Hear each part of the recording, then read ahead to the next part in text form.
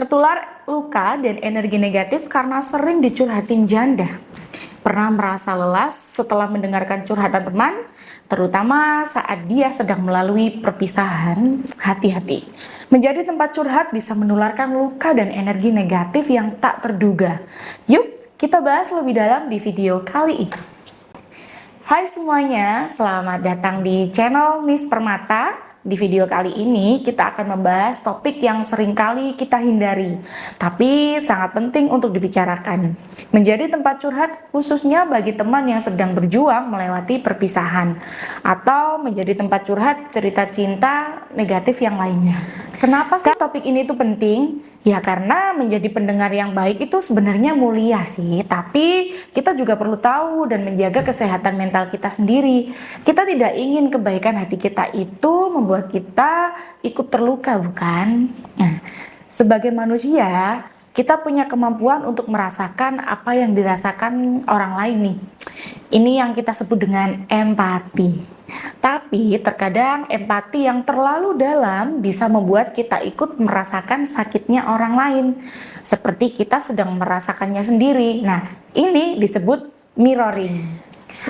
Lalu lama-kelamaan kalian secara tidak sadar akan mengalami contagion emotion.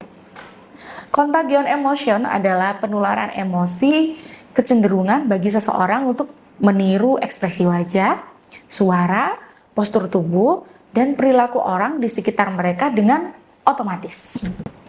Demikian untuk menangkap emosi orang lain sebagai konsekuensi atau umpan balik dari wajah, vokal, dan postural tersebut.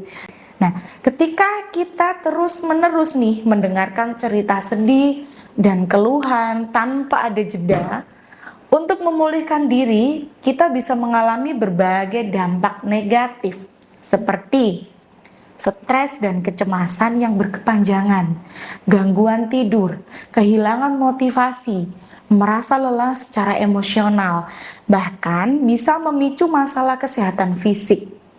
Bayangkan jika itu kalian alami di usia sematang sekarang nih, usia 30-an tahun ke atas ya, dan sering mendengar dan jadi tempat curhatan teman terkait kegagalannya menikah dan pengalaman buruknya ketika menikah, tentang perpisahan, hubungan tidak baik bersama suami, dan lain sebagainya. Efeknya akan membuat kalian menjadi cemas, gelisah, takut, insecure, dan banyak lainnya. Membawa dampak yang tidak baik dalam hidupmu tentunya, yang jika tidak segera diselesaikan, hal ini akan membawa dampak aura yang rusak, kotor, hitam, dan berdaya lemah loh. Padahal ya, aura itu sangat berperan penting dalam kehidupan kalian, apalagi untuk yang sedang berjuang mencari jodohnya.